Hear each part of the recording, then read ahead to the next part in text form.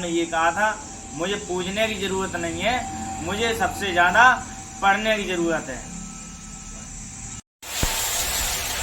Hello दोस्तों, ASP 24 news channel में आप सभी लोगों का हार्दिक स्वागत है। आज आपके लिए लेकर आ गए, अगर आप अम्बेडकरवादी हो, आप अगर बाबा साहब को मानते हो, तो बाबा साहब के बारे में आपको पूर्ण तरीके से जानकारी होनी चाहिए। और आज मैं बाबा साहब की जीवनी बताने आ गया हूँ, और इस वीडियो को एंड तक देखते रहिए, जिससे आपको बाबा साहब की पूरी जीवनी के बारे में पता चले। बाबा साहब वो एक महान व्यक्ति थे। बाबा साहब का जन्म 14 अप्रैल 1891 में मध्य प्रदेश के मऊ जिले में हुआ था। बाबा साहब एक महार जाति से बिलोंग करते थे। बाबा साहब के पिताजी का नाम रामजी मालवाजी सकपाल था, और इनकी माताजी का नाम भीमाबाई था, और भीमाबाई की ये 14वीं संतान और आखिरी संतान थी।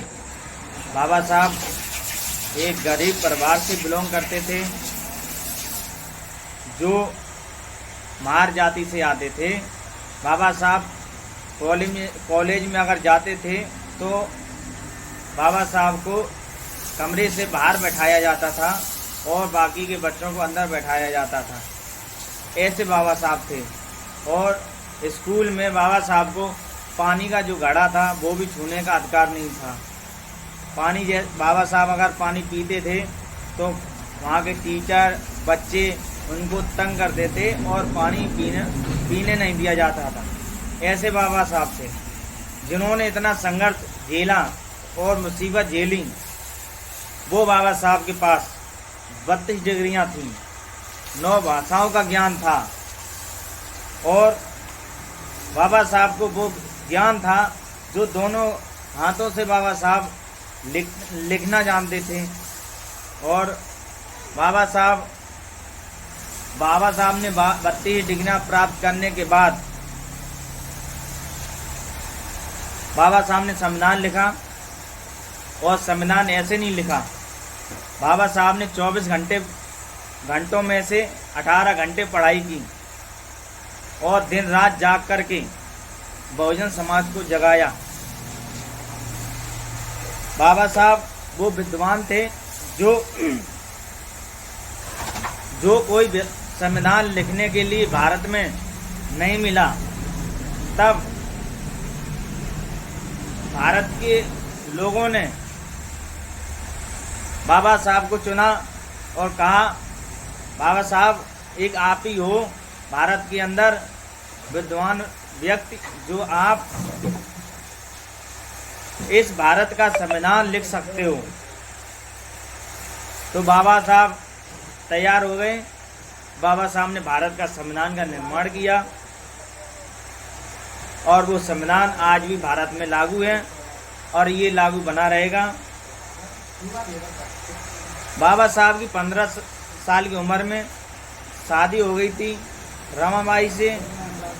बाबा साहब के 5 पुत्र थे, जिनमें 4 पुत्र खत्म हो गए थे बचपन में, और एक पुत्र था जिसका नाम यदुवंश अम्बेडकर था, जो आज भी उनका वंश जिंदा है। बाबा साहब की 2 शादियां हुई थी। एक पहली पत्नी का नाम रमाबाई था, और दूसरी पत्नी का नाम शारदा था, और शारदा एक ब्राह्मण परिवार से बिलोंग करती थी। वजह से की थी क्योंकि उनका स्वास्थ्य सही नहीं रहने के कारण उनकी देखभाल करने के लिए कोई नहीं था। इस वजह से बाबा साहब ने दूसरी शादी की, और स्वास्थ्य खराब होने के कारण बाबा साहब का निधन हुआ। 6 दिसंबर 1956 में बाबा साहब का निधन हो गया था। ऐसे महान व्यक्ति थे जिन्होंने बहुजन समाज को खुद जाग करके और समाज को जागरूक करने का काम किया। अब वो आज समाज बाबा साहब को समझने का प्रयास करे बाबा साहब ने वो संघर्ष किया, खुद जाग करके अपने बच्चों को जगाया, अपने समाज को जगाया और पढ़ने का अधिकार दिलाया।